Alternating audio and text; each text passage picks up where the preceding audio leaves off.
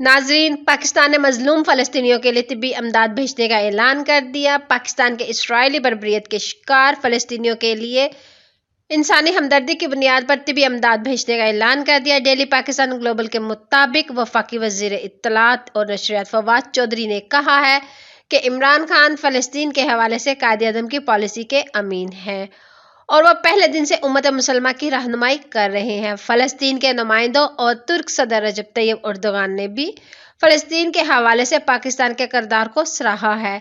फवाद चौधरी का कहना था कि काबीना ने फैसला किया है कि हम इंसानी हमदर्दी की बुनियाद पर फ़लस्तीन को न सिर्फ कोरोना वायरस के हवाले से इमदाद भेजेंगे, बल्कि इसके अलावा फ़लस्तीन में हालिया मेडिकल इमरजेंसी को मद्देनज़र रखते हुए भी इमदादी सामान भेजा जाएगा।